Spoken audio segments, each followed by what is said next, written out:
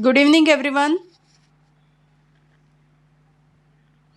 Sorry, sorry for late joining. I was stuck up in some work. We talk today more regarding how which investigations to be offered. Our today's lecture. But before moving to, Dr. Ruksar had sent some reports to understand that all reports are concerned regarding the yesterday's lecture. So मैंने सोचा कि सबके लिए हम लोग मैं एक बार practically every reports we going to learn so सबको पता चलेगा कैसा रिपोर्ट होता है. So this is the first report. Suppose this is a double marker test. So, Dr. Ruksar has told to how to read from the graph, but actually it's not regarding हमको कुछ उससे लेना देना है because that all are subject to variations. Pathology के हिसाब से होता है.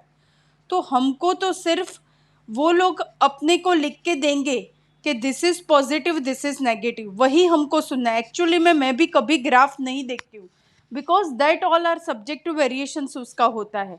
But the important thing is to know this thing. Here everything is written. The calculated risk for trisomy 21 is below the cutoff, which indicates low risk. Simple. It's a low risk. So we don't have to do anything more beyond this. इन्होंने लिख दिया, specific mention कर दिया है कि this patient is at a low risk for Downs. फिर यहाँ पे नीचे भी लिखा है calculated risk for trisomy 13 and 18 are also low. So main basically वो लोग 3 रिस्क देखते हैं, trisomy 13, 18 and 21, Edward Patau and Down syndrome. तो तीनों के लिए this patient is a low risk. तो that's all, we have to do nothing.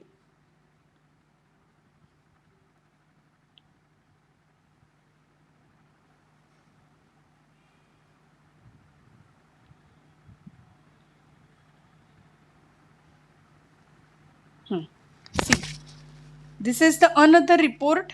Here they this is quadruple marker.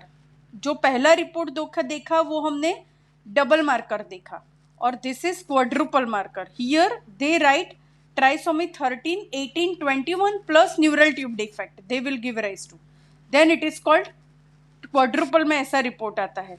तो here this patient is a high risk for Down syndrome because trisomy 21 risk is high. So they simply read this is the screen positive, means trisomy 21 is higher, neural tube defects and trisomy 18 के लिए negative है. But whatever the report positive, we have to send the patient to fetal medicine expert.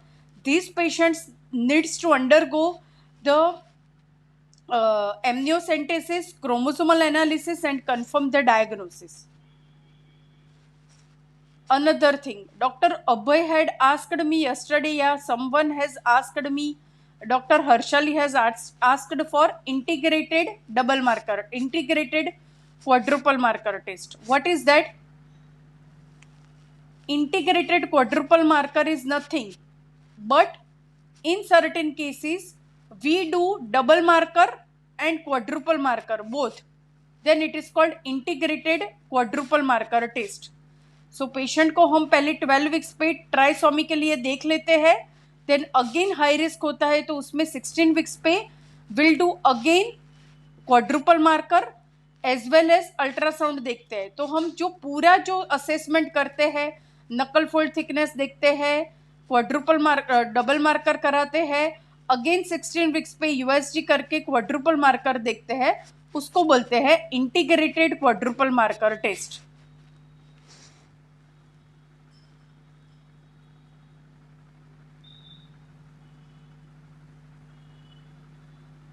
Now we learn regarding the Doppler. See, this is a Doppler. Here that shows single live intrauterine fetus of 36 weeks, normal Doppler parameters with no definitive evidence of uteroplacental or placental insufficiency. What is that? तो Doppler study normal है, everything is normal, nothing at a risk, so baby is not at a risk. The one thing is cerebroplacental ratio, CPR. ये दूसरे एक report में देखा है मैंने.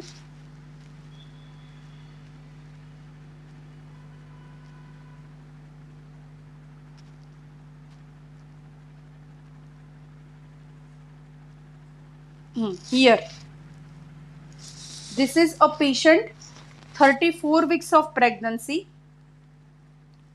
Liker is slightly decreased. AFI here is 7. हमने बोला था कि mainly Liker should be more than 10. 5 to 10 is mild, but less than 5 is significant. So mild oligohydramnios है. उसके साथ यहाँ पे Doppler normal है with CPR, cerebroplacental ratio also normal. What is cerebral placental ratio? तो PI of MCA upon PI of umbilical artery, वो एक formulation है, वो हमको इसमें पढ़ने की ज़रूरत नहीं है. But what is that? तो सेरिब्रोप्लेसेंटल परफ्यूजन MCA और अम्बिलिकल आर्टरी का PI को उसका एक कैलकुलेशन है, वो मेजर करके डायरेक्टली वो उसको भी कोई काउंट नहीं करता है, वो सोनोग्राफी मशीन काउंट करके बोलता है. अगर CPR मोर देन 1 है तो इट इज नॉर्मल. अगर CPR लेस देन 1 है means cerebroplacental ratio less than 1 है, means baby is at a danger, means उसके ब्रेन को अच्छा परफ्यूजन नहीं हो रहा है. That is called cerebroplacental perfusion.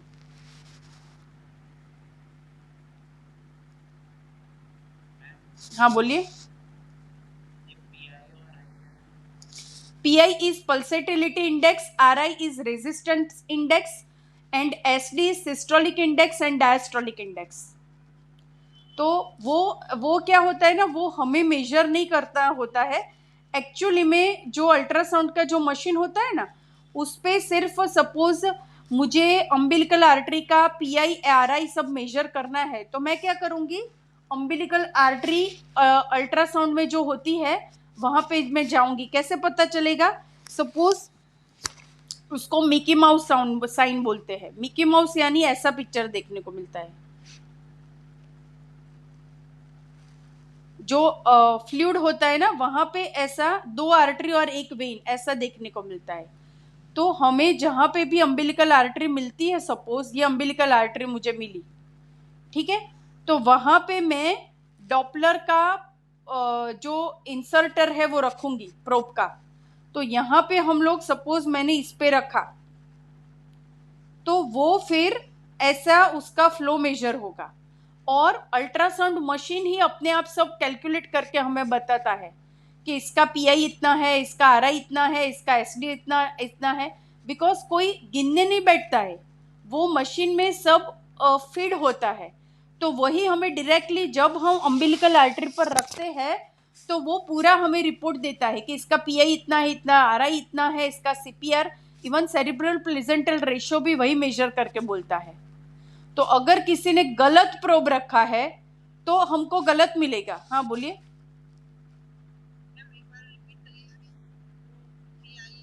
अच्छा ओके. वो हमें इतना जानने की ज़रूरत नहीं है. सपोज मैं भी, सबकी वैल्यू अलग अलग होती है, हमें सिर्फ इतना में ध्यान रखना है कि CPR मीन्स सेरिब्रोप्लेसेंटल रेशियो, और ग्रॉसली मैं SD देखती हूँ always. SD means systolic upon diastolic value होती है. तो SD ग्रॉसली अम्बिलिकल आर्टरी की मोर देन 3 रहनी चाहिए और MCA की लेस देन 3 रहनी चाहिए. पर वो सब में सही नहीं होता है, बिकॉज उसके साथ बहुत सारे मार्कर होते हैं. तो जो लोग इंप्रेशन में जो वो लिख के देते हैं उसी को हम फॉलो करते हैं. कि मैं क्या देखूंगी उसमें कि उन्होंने क्या लिखा है कि अम्बिलिकल, बिकॉज सबका इट इज सब्जेक्टिव फिनोमिना है.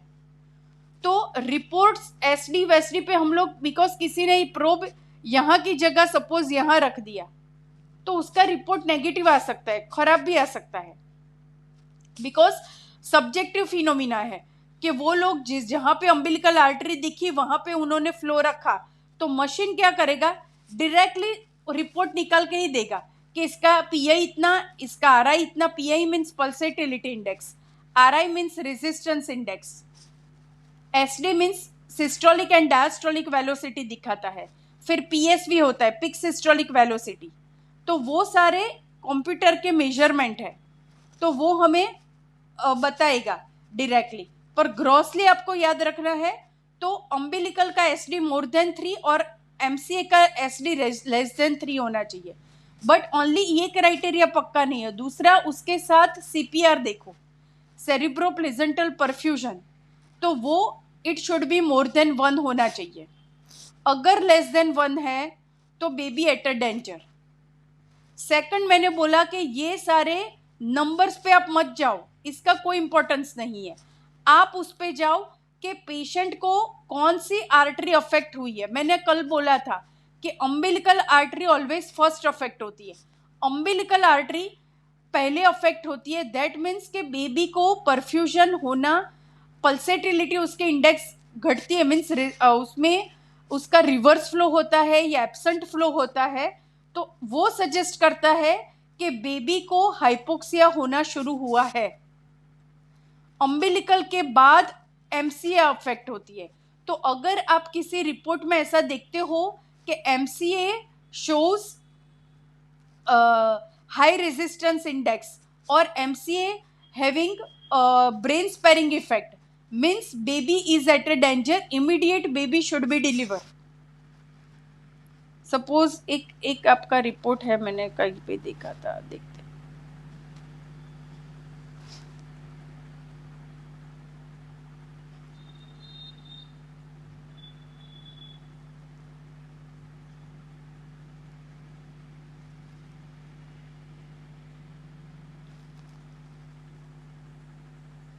मेरे पास एक रिपोर्ट है शायद मेरे में, वो मैं देखती हूँ। तो इन शॉर्ट आपको याद इतना रखो कि कौन सी आर्टरी अफेक्टेड है, कौन सा पहले अम्बिलिकल जाती है, अम्बिलिकल में एब्सेंट रिवर्स फ्लो होता है, या तो पहले रिड्यूस्ड होगा, फिर एब्सेंट होगा और फिर रिवर्स होगा। सपोज ऐसा लिखा है कि reverse flow of umbilical artery, तो भी गलत बात है। पहले सबसे पहले उसका फ्लो रिड्यूस होगा अम्बिलिकल का, फिर एब्सेंट होगा।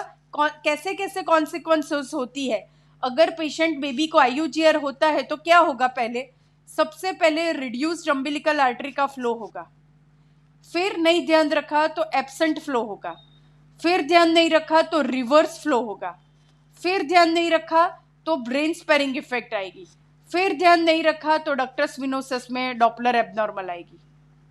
तो ऐसी कॉन्सिक्वेंसेस होती है, ये कॉन्सिक्वेंसेस आपको जानना जरूरी है।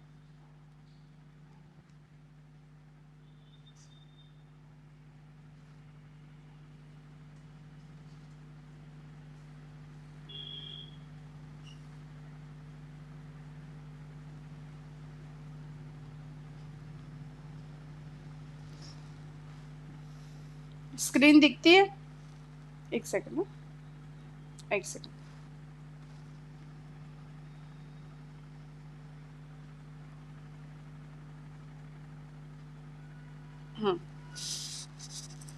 इसमें मैंने नॉर्मल रिपोर्ट सब रखे हैं, तो वो हम देखते हैं। तो this is investigations to be, हाँ बोलिए।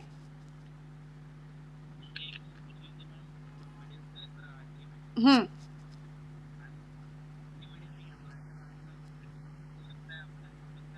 हम्म हम्म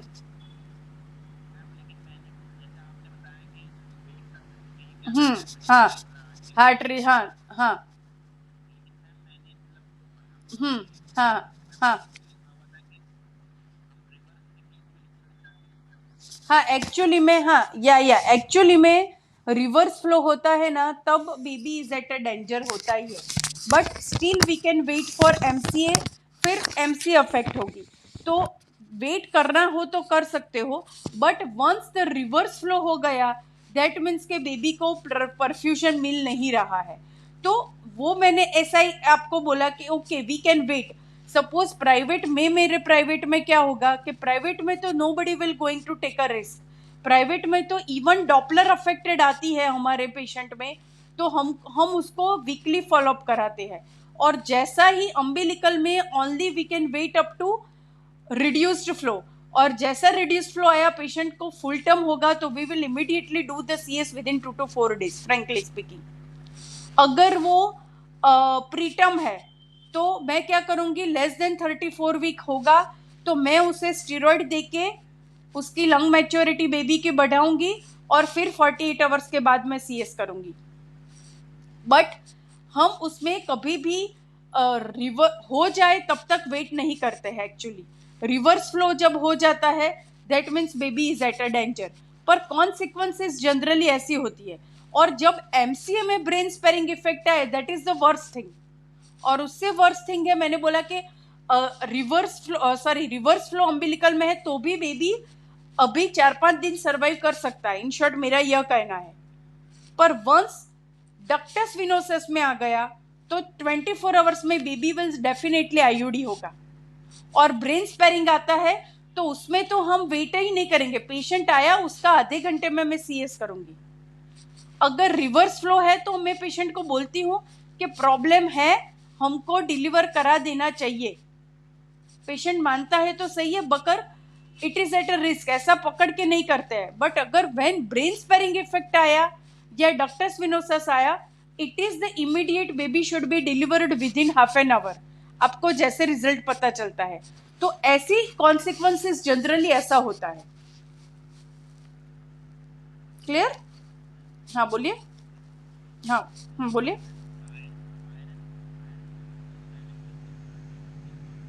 नहीं कर सकते हो, but iron what ever the आप कुछ कोई भी आयरन आप पेशेंट को दोगे तो it will leads to nausea vomiting, तो मैंने बोला 75% में होता है। और आयरन का मेटाबॉलिज्म डिओडिनम में होता है, तो usually patient have the nausea and vomiting sensation रहता है। तो for only that reason we not giving iron in first trimester. देना हो तो दे सकते हो, सपोज पेशेंट लेता है माइल्ड डोज में मल्टीविटामिन में आयरन आता है और लेता है, तो ऐसा नहीं है कि आप नहीं दे सकते हो। But usually we always start from the second trimester. First trimester में always we load with folic acid. ठीक है? हाँ बोलिए।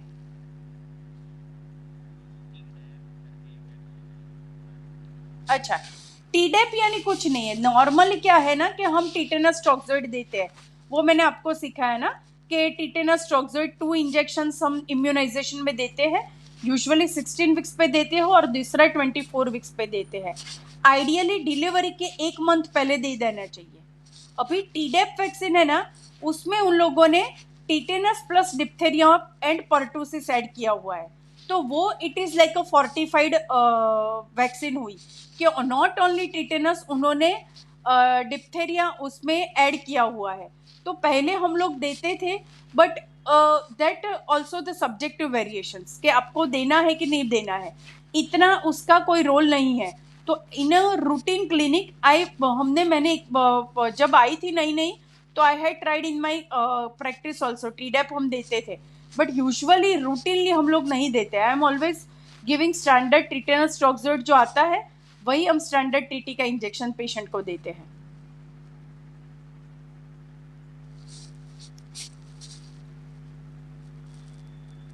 Anyone haves the question? और अभी ये आज का जो लेक्चर है वो पूरा अभी तक का जो सीखा ना उसका रिवीजन ही है। मीन्स ऐसा ऐसा हम लोग ये मैंने प्रिसाइज किया है कि इतने वीक पे आप ये कराओगे, इतने वीक पे आप ये कराओगे, इतने वीक पे ये कराओगे। तो ये सपोज ये प्रोटोकॉल आप अपने क्लिनिक में या कहीं पे लगा के रखते हो तो आप मिस नहीं करोगे, तो आपके माइंड में पूरा इन्वेस्टिगेशन क्लियर होगा कि हाँ इसका 12 वीक हुआ तो मैं ये कराऊंगा, 14 वीक हुआ तो ये कराएंगे, 26 वीक है तो ये कराएंगे। तो ऐसा पूरा एक प्रोफॉर्मा बनाया है। हाँ बोलिए।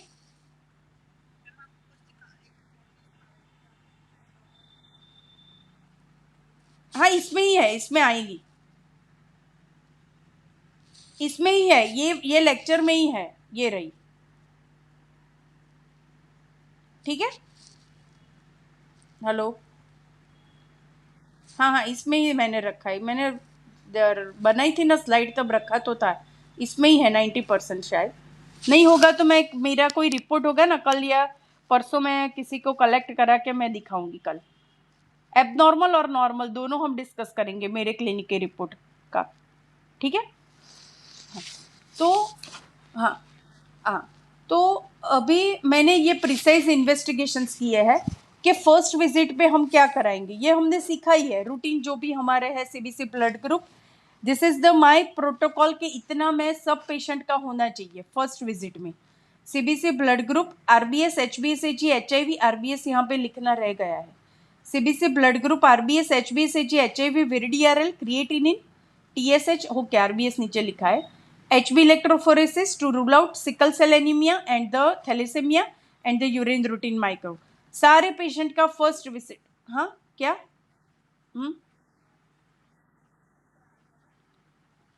PIHS, हाँ नहीं, पर फर्स्ट विजिट में तो एक्चुअली क्यों कराएंगे कि पेशेंट को हमें पता चले कि एक्चुअली में it's a pre existing kidney disease तो नहीं है पेशेंट को। बिकॉज कई बार क्या होता है कि हमें नहीं पता होता, इवन पेशेंट को भी नहीं पता होता है उसका। फिर क्या होगा कि जब PIH डेवलप होगा और creatinine is mainly for kidney function, ठीक है। तो अभी हमें ये इतने बेसिक इतने रिपोर्ट है कि हमें प्री एग्जिस्टिंग इतना रिपोर्ट हमें देख लेना चाहिए। बिकॉज क्या होगा कि PIH में जब क्रिएटिनिन बढ़ेगा तो हमें वो नहीं पता चलेगा कि ये PIH की वजह से बढ़ा है या पहले से बढ़ा हुआ था। तो इट्स अ बेटर कि हम पहले ही देख लें कि कौन सा बेसिक है। तो creatinine to check for kidney function, so ideally it should be less than 1.2 या minimum it should be less than 1.5। तो उसके लिए बेसिकली मैं हम लोग करा लेते हैं। तो हमें लेटर ऑन कुछ भी कॉम्प्लिकेशन पेशेंट में होता है तो हमें पता चलता है कि ओके इसका प्री एग्जिस्टिंग इतना था और अभी इतना वर्सन हुआ है। This is on first visit. फिर USG फिटस 6 to 7 वीक्स पे we will do to check viability. 11 weeks पे हम लोग कराएंगे एंटी स्कैन। 22 वीक्स पे 4D USG फिटस विथ फिटलिको।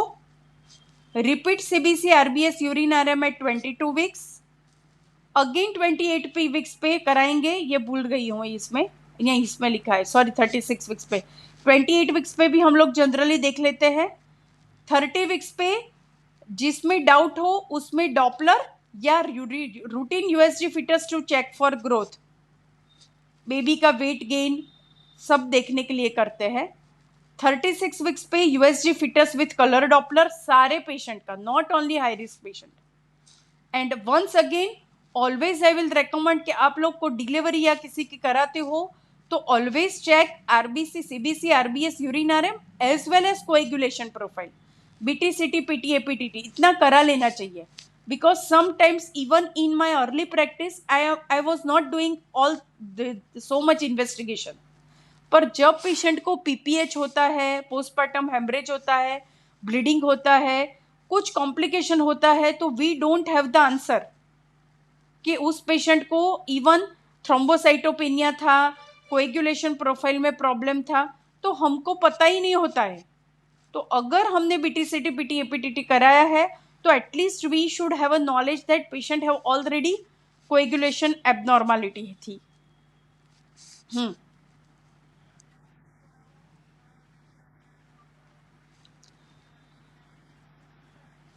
हो सकता है, but there is a risk of chance. At least you can explain to the patient that देखिए कि आपका रिपोर्ट ऐसा है तो इसमें ब्लीडिंग बंद होने में प्रॉब्लम दिक्कत आ सकती है।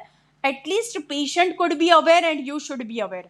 और आप क्या करोगे, आपको ऐसा जब भी सपोज हमारे वहां पे तो ऐसा है कि सपोज पेशेंट का PTA-PTT भी ज्यादा आया तो ऐसा तो है नहीं कि मैं नहीं करूंगी उसको ऑपरेट या उसकी DNE नहीं करूंगी या डिलीवरी नहीं कराऊंगी, but when I have a doubt, I will keep FFP, PCV, everything ready। तो पेशेंट को भी हम बोल के रखते हैं कि ये सब हम रेडी करके रखेंगे, जरूरत पड़े तो आपको लाके देना पड़ेगा। तो everything we will keep pre planned. Suppose ITP, idiopathic thrombocytopenic purpura का पेशेंट होता है जिसमें प्लेटलेट्स, एक पेशेंट था जिसका सीएसके उसका प्लेटलेट 70,000 ही था। तो ऐसा तो नहीं है कि हम ऑपरेट नहीं करेंगे, but I will kept PPP FFP everything ready at a blood bank, so when I have a problem it should B readily available. अगर आपको नहीं पता है और फिर आप एफएफपी ढूंढने जाते हो तो it will you don't will get immediately. So that's why ये सारे ऐसे पॉइंट है कि आप और पेशेंट दोनों रेडी रहते हो उसमें। Clear? Okay, C this is the routine blood investigations of my clinic. Suppose इतना ऐसा ऐसा कराते आपके सिर्फ इंफॉर्मेशन के लिए कि SSCBC देख लेते हैं, उसमें I will check for haemoglobin, check for WBC, check for platelet count. See this is a pure case of thrombocytopenia. Only 92,000 platelet है इस पेशेंट का। तो अगर आपने ये नहीं देखा है तो ऐसा नहीं कि ये इसको नॉर्मल भी बोल सकते हैं, प्रेगनेंसी में it is normal condition, but आप अगर कुछ करते हो और ऐसा प्लेटलेट का रिपोर्ट है तो इट शुड बी अलार्मिंग कि ऐसा कॉम्प्लिकेशन हो सकता है। Check for blood sugar, HIV, HbSAg, VDRL, check for urine routine micro, always check for reaction acidic, basic pus cells देख लो, यूरिन शुगर देख लो। प्रेगनेंसी में तो urine sugar and urine albumin protein always look for it. नहीं, HCV नहीं कराते हैं, रूटीनली नहीं कराते हैं। This is haemoglobinopathies, HB electrophoresis, normal haemoglobin study, evidence of beta thalassaemia is not seen. तो थैलेसेमिया प्रोफाइल कराते हैं। फिर दिखता है सबको या उल्टी दिखती है स्क्रीन? अल्ट्रासाउंड का रिपोर्ट दिखता है ये? ओके, अब बिन्स देख सकते हो ना आप लोग? ओके, सी, ओके, हाँ, बिकॉज इसमें भी टेढ़ा दिख रहा है मुझे इसलिए। तो see this is 7 weeks ultrasound. तो जनरली इसमें दिखते हैं बल्कि gravid uterus, single embryo, seen with normal cardiac motion, heart beat इतने हैं and yolk sac is this. तो 7 weeks cardiac activity present. This is normal first trimester ultrasound. This is 16 weeks ultrasound. तो जब मैं क्वाड्रुपल मार्कर किसी का कराना है या रूटीनली हम लोग देखते हैं उसमें 16 वीक्स पे देख लेंगे। 16 वीक्स पे वो लोग CRL कई लोग करते हैं, otherwise BPD, HC, FL and AC।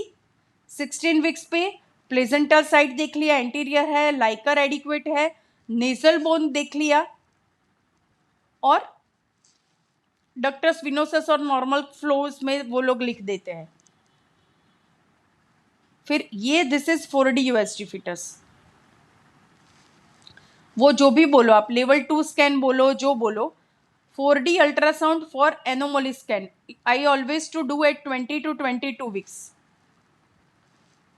तो उसमें वो लोग सब देंगे, पूरा प्रोटोकॉल देंगे, एक एक रीजन का देंगे, head, spine, face, thorax, abdomen, KOB, limbs, placenta का देंगे कि पोस्टीरियर है, no previa, no separation, no retromembranous clot, liquor adequate है, heart rate, fetal movements regular, plus हाँ, ये मुझे दिखाना था सर्वाइकल लेंथ। हम लोग यूजुअली 16 वीक्स पे जिस पेशेंट का मिस्ड अबॉर्शन होता है, जिस पेशेंट का क्या प्रीटर्म की हिस्ट्री होती है, उसमें always check for cervical length. Cervical length should be more than 3.5 mm। Between 16 to 20 weeks पे सर्वाइकल लेंथ चेक कराते हैं। तो मुझे किसी का एन वायरिंग यानी ऑस्टेटिंग करना है कि नहीं, that we will decide on cervical length. तो it should be more than 3.5 centimetre. Plus 22 weeks पे मेरे यहाँ पे तो डॉपलर 4D USG करते, उसमें डॉपलर भी वो लोग देख लेते हैं। तो यहाँ पे लिखा है both uterine artery shows persistent diastolic notch. मैंने कल बोला था कि अगर 20 to 24 वीक पे डायस्टोलिक नोच आती है, दैट मीन्स वही वो लोग लिख देंगे repeat Doppler at 32 weeks in considering to ruled out IUGR। Because of persistent diastolic notch आई तो उस पेशेंट को हमें विजिलेंट रहना पड़ेगा, उस पर ध्यान रखना पड़ेगा कि ये patient can go into the PIH और बेबी में डेवलप IUGR।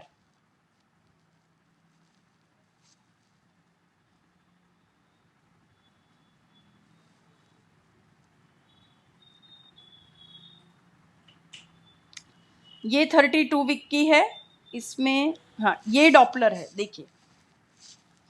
तो इसमें वो लोग ये पूरा ऐसा फ्लो का पूरा लिख के देंगे, uterine artery, umbilical artery and MC artery. Usually वो इतना मेजरमेंट करके देते हैं। तो इसमें लुक फॉर मेनली SD, और इसमें पूरा ये लोग लिखेंगे कि right uterine artery shows no diastolic notch, left uterine no diastolic notch, MCA no brain sparing effect, ductus venosus normal flow, umbilical normal flow, umbilical vein normal flow, so no hypoxia in present study. अगर abnormal होगा तो वो लोग क्या लिखेंगे, MCA shows brain sparing effect, तो it is a sign to deliver. Umbilical artery shows reduced diastolic flow, means you have to keep eye watch on that patient। और ductus venosus आता है affected तो आपको डिलीवरी कराना है। So this is a Doppler study। बोलिए।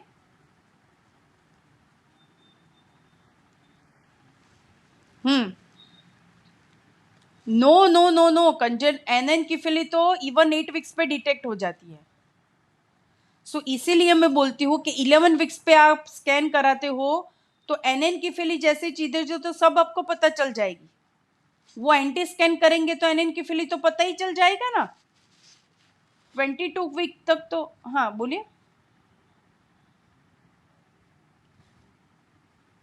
हाँ वो स्पाइना बाइफिडा एक्चुअली 11 वीक्स पे नहीं होगा, वो 16 वीक्स पे। हम लोग रूटीनली 16 वीक्स पे भी एक अल्ट्रासाउंड देख लेते हैं। पहला देखिए मैं 6 वीक्स पे एक करती हूँ, मैं क्या करती हूँ वो मैं, बिकॉज सबका अलग अलग होता है।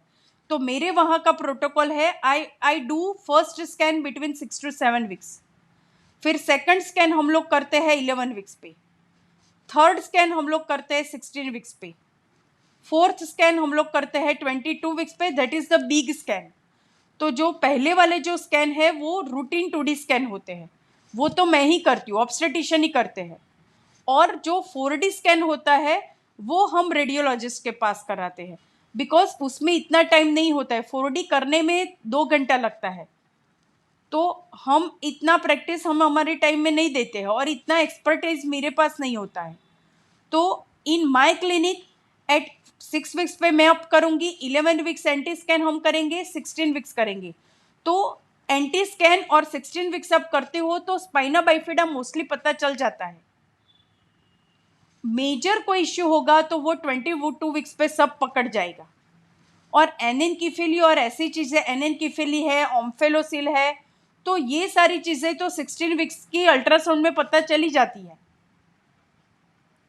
और एनेनकिफिली तो even diagnosed at 8 weeks, 8 to 10 weeks पे पता चल जाती है, बिकॉज 10 वीक्स पे आप BPD रफली मेजर कर सकते हो। तो अगर आपको BPD ही नहीं मिल रहा है तो that suggest it is anencephaly child. Clear? Hello? Okay.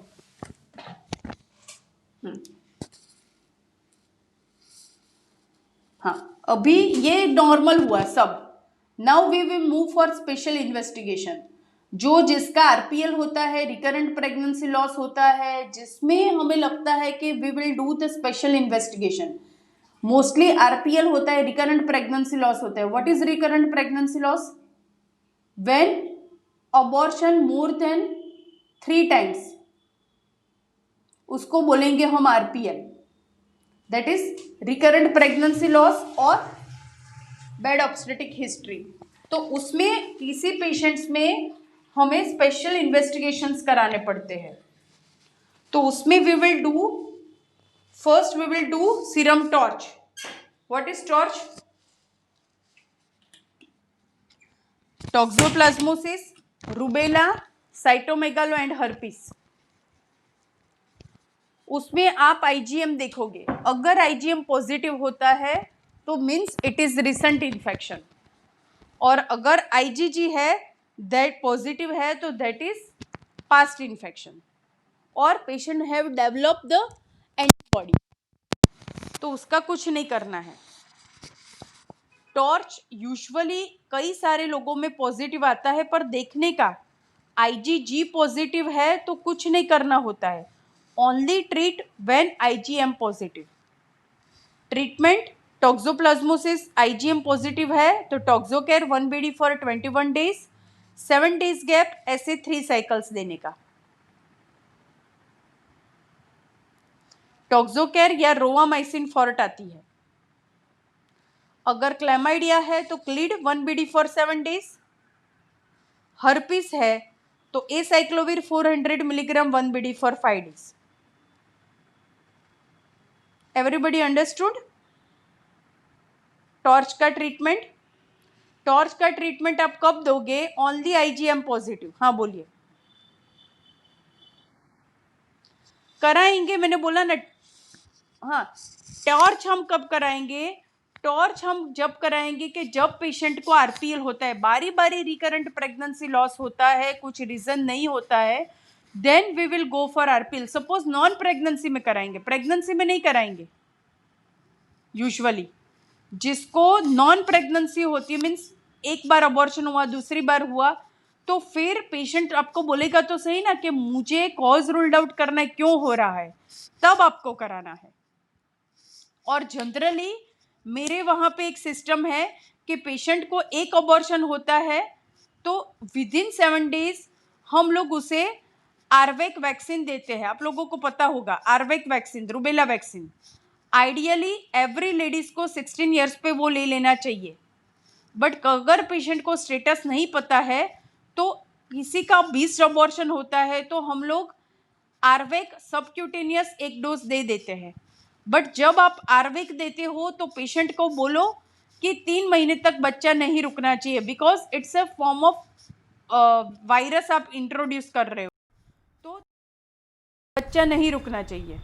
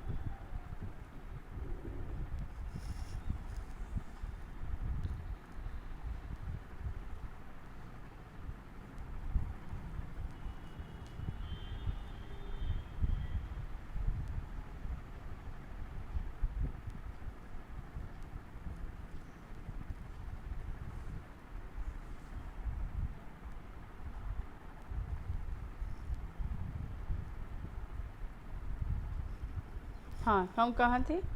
हाँ, तो हम लोग आरवेक दे देते हैं और 3 मंथ्स तक बच्चा नहीं रुकना चाहिए. हाँ, अभी कोई क्वेश्चन पूछ रहा था, बोलिए कौन पूछ रहा था? Hello ma'am. हाँ बोलिए.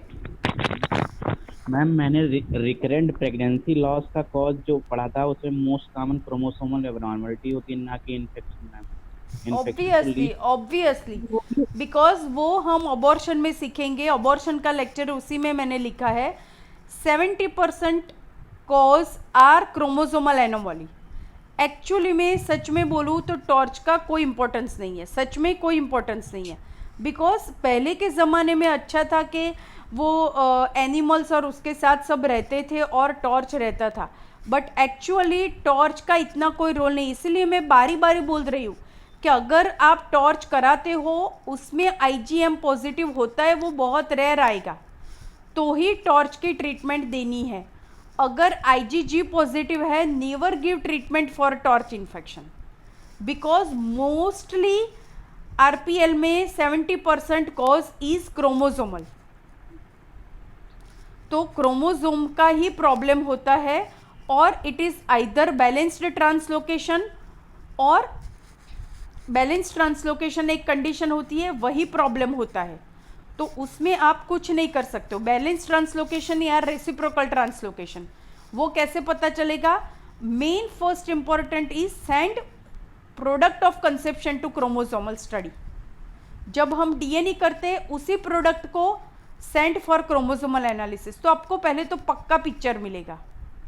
अगर वो नहीं करा सकते हो, then you send the chromosomal study of both parents, तो आपको पता चलेगा। अगर बैलेंस्ड ट्रांसलोकेशन या रेसिप्रोकल ट्रांसलोकेशन आता है तो only answer is to change the gamete, one gamete, either male या आइदर फीमेल का गैमेट चेंज करना पड़ेगा। Otherwise that baby have the repeated pregnancy loss. But rest investigations जो हम ब्लड में कराते हैं, वो उसकी मैं बात कर रही हूँ कि टॉर्च कराते हैं, torch only give the treatment when IgM positive. B12 is also very important, लगता है बहुत छोटा, but if there is a chronic B12 deficiency can leads to abortion. So injection B12 less than 200 होता है, give 5 injection IM, no medicine. B12 की गोलियां आती है सबलिंगुअल रखने वाली, but they all are humbug. So always when B12 level low, give the B12 injection. बिगविन injection आता है, IM ऑल्टरनेट डे 5 इंजेक्शन दे दो। Vitamin D3 also one of the indication for RPL। Less than 25 VD3 है, give 60,000 IU vitamin D3 weekly for 10 weeks. Serum homocysteine, हाँ बोलिए ma'am. एक patient था मेरा, उसको 3 मिसकैरेज हो चुके थे 6 to 8 वीक्स पे। और मतलब मेरे पास इसी टाइम आया था, वो LMP थी उसकी, फैब थी, एक फैब मेरे पास आया 29 मार्च को। हाँ, ऐसे कुछ आया मैम, और उसका मतलब 18-19 वीक्स तक नॉर्मल चला सब कुछ, और अचानक से उसने अबॉर्ट कर दिया। सर्वाइकल लेंथ हो सकती है ना मैम? हाँ सर, हाँ, second trimester this all are primary. Second trimester में अगर पेशेंट का अबॉर्शन होता है तो mainly cervical incompetence is the cause, और यूट्राइन शेप में प्रॉब्लम है। अगर सेप्टेट यूट्रस है, बाइकॉर्नुएट है, यूनिकॉर्नुएट है, mainly reason is uterine level. Utero cervical incompetence होगा तो ही second trimester abortions are very common. या most common infection is asymptomatic vaginal infection और एसिम्टोमेटिक बैक्टीरिया। अगर ऑस नॉर्मल है, अगर तो ऐसे जो भी पेशेंट है, तो ऐसे पेशेंट में हम लोग फ्रॉम सेकंड ट्राइमेस्टर से हम लोग डेली उसको vaginal wash with vaginal probiotics daily हम शुरू करा देते हैं। तो हम हफ्ते में, सपोज एक महीने में 10 दिन मैं देती हूँ कैप्सूल फ्लोरीवा या कैप्सूल कॉम्बिनम 1 OD फॉर 10 डेज। हर महीने में 10 दिन प्रोबायोटिक्स, वजाइनल प्रोबायोटिक्स दे देने का, बिकॉज वो हम कभी नहीं देखते हैं। हम लोग ऑस इनकम्पिटेंस देखते हैं, ये देखते हैं, वो देखते हैं, पर अगर पेशेंट को asymptomatic bacteria, asymptomatic urine infection या एसिम्टोमेटिक वजाइनल इन्फेक्शन रहता है, that is also the most common cause for second trimester abortion. So ऐसे पेशेंट्स में सेकेंड ट्राइमेस्टर से start the vaginal this vaginal probiotics monthly for 10 days के लिए दे देने का, along with vaginal wash. Okay ma'am. Okay. फिर homocysteine, hyper homocysteinemia also, मैंने तो कई सारे पेशेंट देखे हैं, simple hyper होमोसिस्टिनिमिया can leads to RPL. तो उसमें कुछ नहीं, simple folic acid with pyridoxine for 90 days देना होता है। सीरम कौन टीएसएच, से ट्राइमेस्टर में? ट्राइमेस्टर कुछ नहीं, ये तो आरपीएल तो हम ऐसे ही कराते हैं ना, सब रिपोर्ट्स पहले कराते हैं जिससे आता है। अगर पेशेंट प्रेग्नेंट होके आता है सपोज, और आप कराते हो, तो उसका एक्चुअली में कोई रोल नहीं है। अगर हाइपर होमोसिस्टिनेमिया है और आप 6 वीक्स पे डिटेक्ट करते हो, तो आप कुछ नहीं कर सकते हो, उसको प्रेगनेंसी के पहले सब ट्रीटमेंट करनी है। मैम डिटेक्ट किससे होगा, कौन से टेस्ट से होगा? Serum hyper homocysteine, homocysteinemia serum homocysteine कराओ। कभी भी करा लेंगी फर्स्ट ट्राइमेस्टर में? नहीं, देखिए, एक BOH पैनल ही होती है, वो पता है आप लोगों को, BOH पैनल जी मैम। आपको लिखना, वो लिख लीजिए, BOH पैनल आती है। What is BOH panel? मेरे सपोज जो भी पेशेंट है जिसका मोर देन 2 to 3 अबॉर्शन होता है, उसमें हम लोग BOH पैनल कराते हैं। तो BOH पैनल में वो लोग क्या क्या करते हैं, लिखना हो तो आप लोग लिख लीजिए। सीरम, मैम लिखा दी। हाँ, टॉर्च इन्फेक्शन करेंगे वो लोग, जो भी लेबोरेटरी वाले क्या क्या करते हैं वो मैं बोलती हूँ। वो लोग टॉर्च करेंगे, B12 करेंगे, विटामिन D3 करेंगे, सीरम TSH करेंगे, सीरम होमोसिस्टिन करेंगे, anti phospholipid antibody ruled out करेंगे, like serum anti lupus anticoagulant and AC antibody, that is called anti phospholipid antibody syndrome. फिर HB1AC करें, एक बार हाँ, सीरम ल्यूपस एंटीकोएगुलेंट एंटीबॉडी, उसको लैक बोलते हैं, LAC, lupus anticoagulant antibody, lac and AC है। Lac means lupus anticoagulant antibody and anticardiolipin antibody. Ma'am ये पॉजिटिव आया तो क्या करने का? अगर हाँ, अगर पेशेंट को एंटी फॉस्फोलिपिड एंटीबॉडी पॉजिटिव है, उसका मतलब क्या, पहले तो वो पता है। उसका मतलब ये है कि उसका कुछ ऐसा प्रॉब्लम रहता है कि जो विलाई होती है ना, प्लेजेंटा में जो विलाई रहती है, मदर से बेबी का जो ब्लड वेसल्स डेवलप होती है ना, उसमें क्लॉट हो जाता है, थ्रोम्बस हो जाता है, तो मदर से बेबी का परफ्यूजन एकदम कट हो जाता है। तो उसको थ्रोम्बस नहीं होना चाहिए, ब्लड क्लॉट नहीं होना चाहिए वहाँ पे, उसका ब्लड फ्लो इजीली होना चाहिए। तो अगर पेशेंट को lupus anticoagulant anticardiolipin antibody positive आता है, तो you have to start low molecular weight heparin. LMWX ma'am? हाँ, LMWX, हाँ, low molecular weight heparin 40 international unit daily sub Q, हाँ, टिल 32 वीक्स ऑफ प्रेगनेंसी। जब से प्रेगनेंसी रुकी है तब से daily up to 32 weeks of pregnancy, 40 IU daily. It is the treatment for anti-phospholipid antibody syndrome.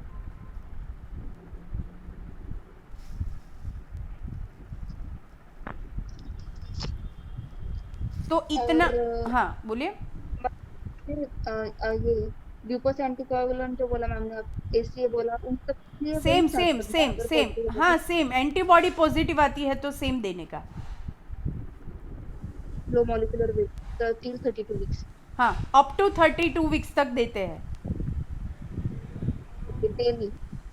जैसे ही आपको पता चला इसकी प्रेगनेंसी रुकी, स्टार्ट करो, continue up to 40 weeks, 32 weeks तक। और मैम वो प्रोटीन C, प्रोटीन S, हाँ, उसका कुछ हाँ, सिग्निफिकेंस है मैम? नहीं, उसका इतना कोई सिग्निफिकेंस नहीं है। जो आप बोलते रहे हो ना, protein C, protein S deficiency, it is basically all are coagulation abnormality.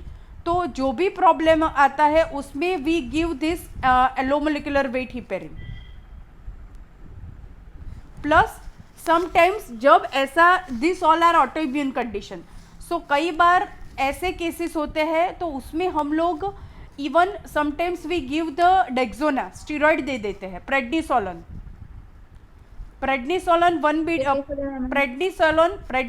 5 milligram रोज एक गोली अप टू, जब तक हमें डाउट, बिकॉज प्रेडनिसोलन से कई बार क्या होता है ना कि बॉडी फूल जाता है, वेट गेन हो जाता है, तो जब तक हमें डाउट लगता है कि ये अबॉर्शन उसका 8 वीक्स तक, सपोज आगे के अबॉर्शन 8 वीक्स तक हुए, तो हम लोग उसका 1 वीक मीन्स 9 या 10 वीक्स तक हम शुरू रखते हैं, बिकॉज इट्स लाइक प्रेडनिसोलन 5 मिलीग्राम रोज एक गोली। 1 OD। प्लस कई बार कोई रीजन नहीं होता है और आरपीएल होता है, तो ऐसे केसेस में ड्यूफास्टोन इज ऑटो, क्या उसको बोलते हैं, टोकोलाइटिक ड्रग मैम, नो मैं भूल गई। मसल रिलैक्सेंट, ड्यूफास्टोन है ना, वो प्रोजेस्टेरॉन नहीं, वो है ऑटो इम्यून रिएक्शन में काम होता है। तो ऑटो इम्यून की वजह से जिसको प्रॉब्लम आरपीएल होता है, ऐसे में Duphaston gives wonderful result. 1 BD for 20 weeks तक देते हैं।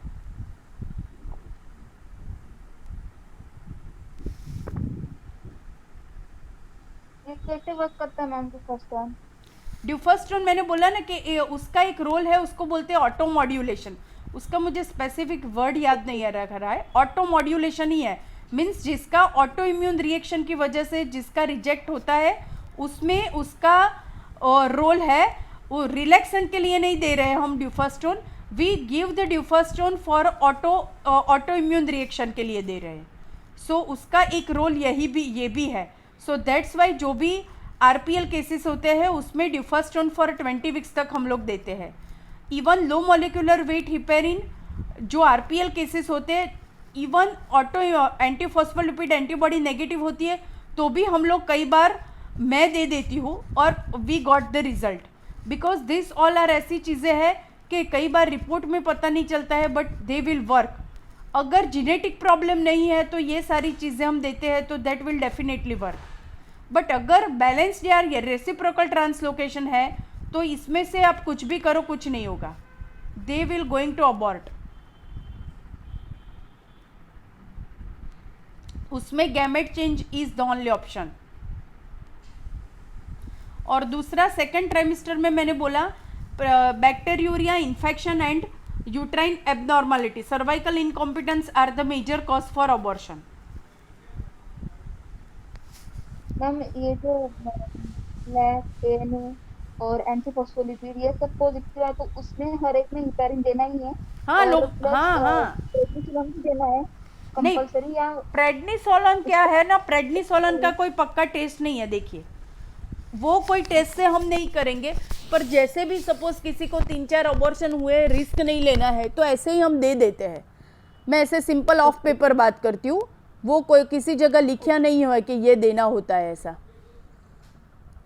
इट इज प्रैक्टिकल थिंग कि हम लोग दे देते हैं। बीओएच जो पेशेंट रहते बीओएच हाँ। हिस्ट्री वाले, ये तीनों चीज देना ही है? नहीं, हाँ दे सकते मतलब? हाँ दे सकते हो, कोई बात नहीं, दे सकते हो।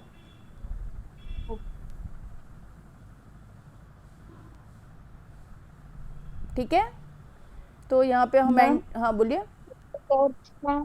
टॉक्सोप्लाज्मा और रुबेला का जो आईजीएम इन्फेक्शन रहता है, तो मैंने पढ़ा था कि उसकी वजह से कंजेनिटल एनोमली रहती है बेबी में। हाँ होती है ना, हाँ, तो जो आपने ट्रीटमेंट बताया वो दे देने का बस। ये नहीं, हाँ नहीं होता है। अगर if the patient has taken all this medication, no problem नहीं होगा। ये देखिए, ये पूरा प्रोटोकॉल लिखा है, इसमें कैसे देना है ना, वो मैंने एक्सप्लेन सब किया है इसमें। मैम हाँ बोलिए।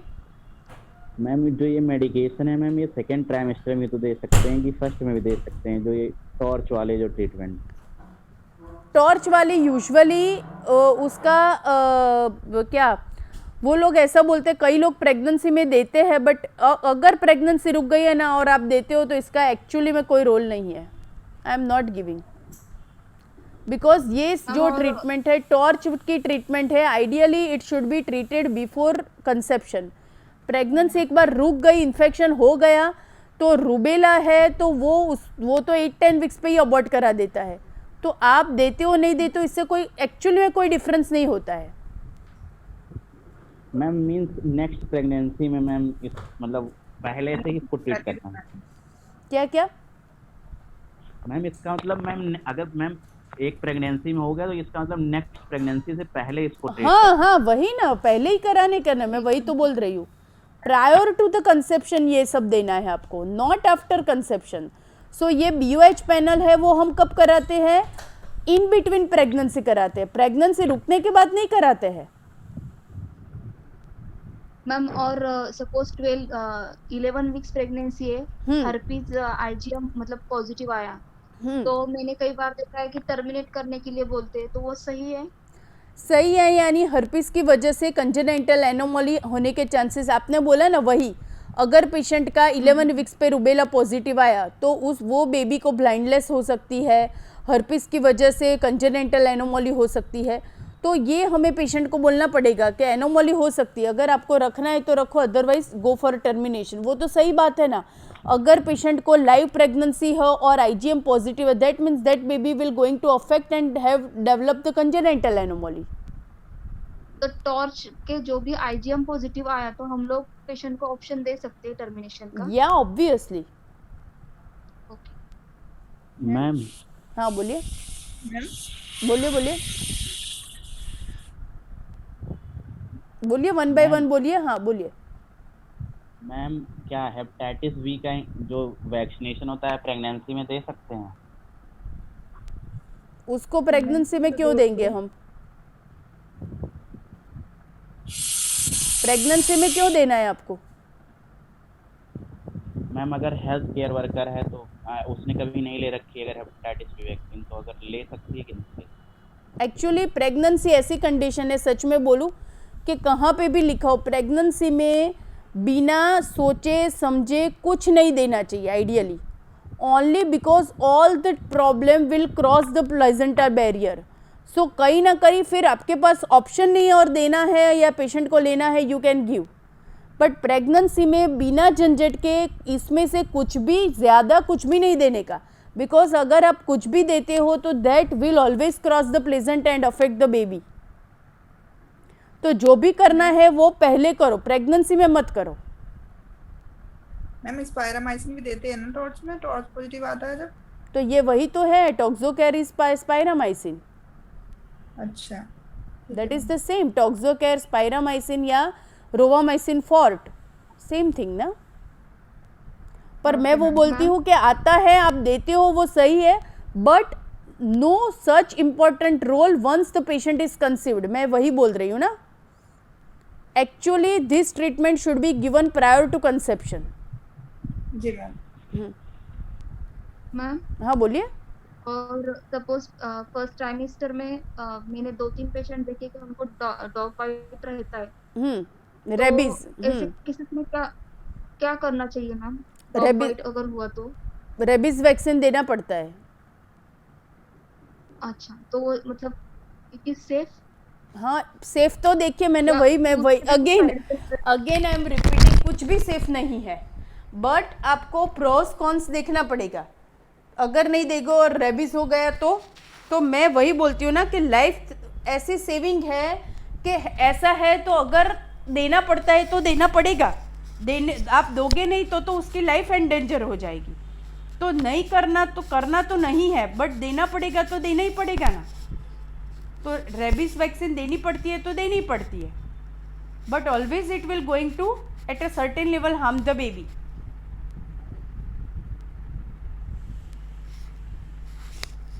मैम हाँ बोलिए। और हर्पीस का जो टैबलेट साइक्लोवेर रहता है ना, तो जैसे हम 400 mg हाँ 1 BD फॉर 5 QID डेज। देते हैं ना, हाँ नहीं। QID देते हैं ना, वो तो 200 हो pregnancy में भी- नहीं 200 milligram QID, 400 milligram 1 BD, 800 milligram OD dose होता है ए साइक्लोविर का।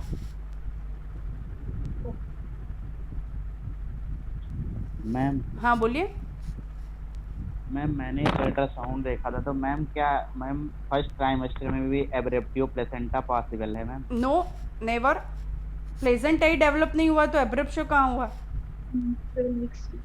मैम 9 वीक की प्रेगनेंसी थी मैम। पर 9 वीक में प्लेजेंटा कहाँ आएगा? 9 वीक्स पे प्लेजेंटा तो अभी डेवलप होना स्टार्ट होता है। 6 to 12 वो क्या weeks होता में है, form उसको होता बोलते हैं, 12 weeks के बाद उसको बोलते हैं रिट्रोमेम्ब्रेनस क्लॉट। आप जो बोल रहे हैं ना, हाँ उसको मैम। बोलते हैं रिट्रोमेम्ब्रेनस क्लॉट। तो जो प्लेजेंटा अभी बन रहा है, जो कोरियोडेसिडुअल रिएक्शन हो रहा है, उसमें ब्लीड हुआ है, उसको बोलते हैं retromembranous clot. Placenta will going to show only after 12 weeks. 11-12 weeks पे आपको ऐसा दिखेगा ही अल्ट्रासाउंड में कि प्लेजेंटा बनना शुरू हुआ, तो वहाँ पे कहाँ एब्रप्ट होगा। बट आप जो बोल रहे हैं वो सही है, उसको बोलते हैं retromembranous clot and that leads to threatened abortion और ब्लीडिंग पीवी। ठीक है, उसकी ट्रीटमेंट ब्लीडिंग इन प्रेगनेंसी के टॉपिक है, उसमें सीखेंगे। Okay ma'am. अभी मैं एंड करती हूँ। Tomorrow 5 PM। Okay, Okay, Thank you, good ma'am. evening.